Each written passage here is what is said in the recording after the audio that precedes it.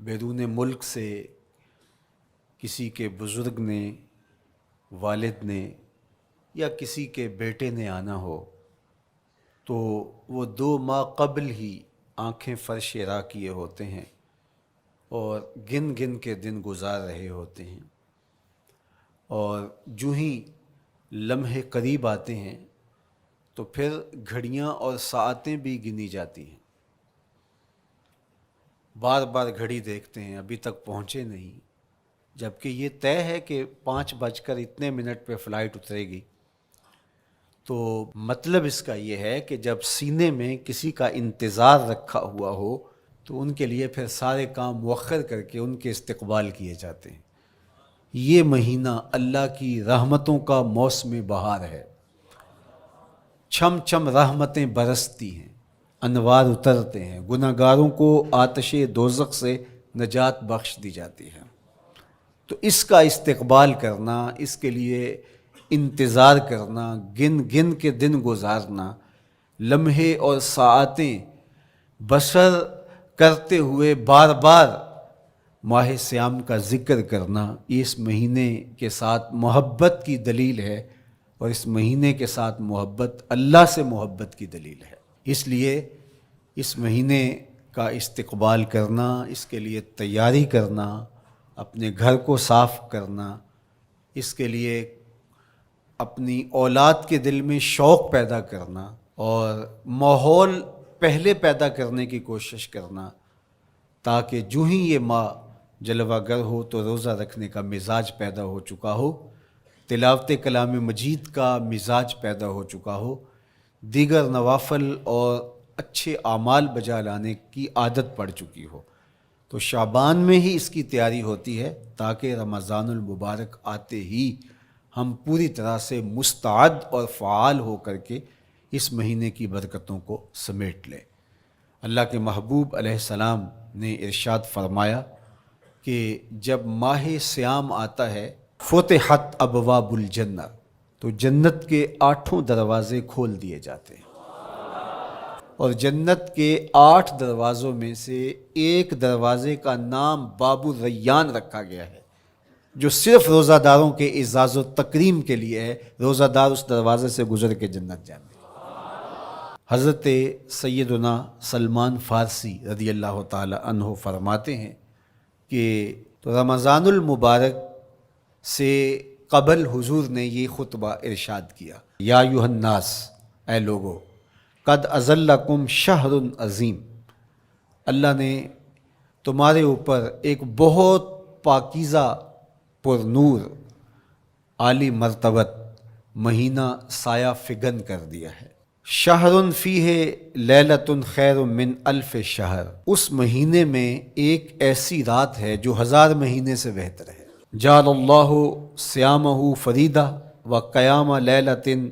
تطوع، اس مہینے کے دن کے روزے فرض قرار دیے گئے اور راتوں کا قیام نفل بنایا گیا۔ ومن تقرب فیہ بخصلۃ من الخیر کان کمن ادی فریدۃ فیما سواہ، ایک نفل کا ثواب ایک فرض کے برابر اس مہینے میں کر دیا جاتا ہے۔ ومن ادی فریدۃ کان کمن ادی 70 فریدۃ فیما سواہ، اور اگر کوئی ایک فرض ادا کرتا ہے تو اس کو 70 فرائض کا ثواب ملتا ہے۔ وہو شہر الصبر، یہ مہینہ صبر سکھاتا ہے، ہونے کے باوجود بھی انسان تناول نہیں کرتا۔ ٹھنڈا میٹھا مشروب میسر ہے اور زبان کانٹا بن گئی، حلق خشک ہو گیا، لیکن اس کے باوجود بھی ایک گھونٹ حلق سے نیچے اتارنے کا روادار نہیں ہوتا، تو یہ صبر کی عادت ڈالتا ہے۔ اور سنو، صبر کا ثواب جنت ہے۔ وشہر المواسات، اور یہ ہمدردی کا مہینہ ہے، باہمی پیار کا مہینہ ہے، الفتیں بانٹنے کا مہینہ ہے، نرم دلی کا مہینہ ہے، ایک دوسرے کے احساس کا مہینہ ہے۔ جب کوئی شخص بھوک اور پیاس کاٹتا ہے تو اس کو پھر محسوس ہوتا ہے، بالخصوص امراء، کہ بھوک کیا بلا ہوتی ہے، اور جو نان شبینہ کو ترستے ہیں اور جنہیں کھانا میسر نہیں آتا، ان کی زندگیاں کتنی تلخ ہوتی ہیں۔ تو بھوک اور پیاس احساس پیدا کرتی ہے، وَشَهْرٌ يُزَادُ فِيهِ رِزْقُ الْمُؤْمِنِ، اور یہ ایسا مبارک مہینہ ہے جس میں مومن کا رزق بڑھا دیا جاتا ہے، غرباء تک بھی اللہ کی نعمتیں وہ پہنچتی ہیں جو عام دنوں میں ان کو میسر نہیں ہوتی، اور امراء بھی نعمتوں کا لطف لیتے ہیں، اس لیے کہ بھوک کاٹنے کے بعد جب ان کو نعمت میسر آتی ہے تو پھر انہیں احساس ہوتا ہے۔ وَمَنْ فَطَّرَ فِيهِ صَائِمًا كَانَ مَغْفِرَةً لِذُنُوبِهِ، جس نے روزہ دار کا روزہ افطار کروایا، یہ افطاری گناہوں کی مغفرت اور آتش دوزخ سے گردن کی آزادی کا مجدہ جاں فضا بن جائے گا۔ وَقَانَ لَهُ مِثْلُ أَجْرِهِ مِنْ غَيْرِ أَنْ يَنْقُصَ مِنْ أَجْرِهِ شَيْءٌ، اور روزہ افطار کروانے والے کو روزہ رکھنے والے جتنا اجر ہی دیا جائے گا، لیکن روزہ رکھنے والے کے اجر میں بھی کوئی کمی نہیں واقع ہوگی۔ تو صحابہ کا تو دل تڑپنے لگا کہ یہ کتنی بڑی بات ہے۔ انہوں نے کہا اے اللہ کے پیارے رسول صلی اللہ علیہ وسلم، ہم میں سے تو ہر بندہ یہ طاقت نہیں رکھتا کہ روزہ دار کو روزہ افطار کروا دے، تو یہ تو پھر اہل زر ہی یہ سعادت حاصل کر پاتے ہیں۔ حضور نے ارشاد فرمایا یؤت اللہ ھذا الثواب، یہ ثواب اللہ اسے شخص کو بھی عطا کرے گا۔ من فطر صائما علی مزقۃ لبن او تمرۃ او شربۃ من ماء، جس نے کسی کا روزہ ایک گھونٹ دودھ سے کھلوا دیا یا ایک کھجور سے کھلوا دیا یا پانی کے ایک گھونٹ سے اس کا روزہ افطار کروا دیا۔ ومن اشبع صائما، اور جس نے صحیح اہتمام کے ساتھ روزے دار کو اچھا کھانا کھلایا، اچھی پرتکلف افطاری دی، سقاہ اللہ من الحوض شربتا لا یظمأ حتی یدخل الجنہ، اس کو حوض کوثر سے ایسا جام ملے گا 50,000 سال کے دن میں اس کو دوبارہ پیاس نہیں لگے گی، یہاں تک کہ جنت میں چلا جائے گا۔ فرمایا وَهُوَ شَهْرٌ أَوَّلُهُ رَحْمَةٌ،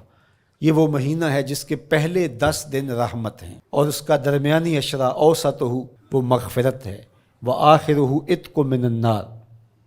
اور اس کا آخری عشرہ جو ہے وہ آتش دوزخ سے نجات کا ضامن ہے۔ کہا کہ 4 کام اس مہینے میں کثرت کے ساتھ کرو، وہ 2 خصلتیں، 2 کام جن کے ذریعے سے تم اپنے رب کو راضی کر سکو۔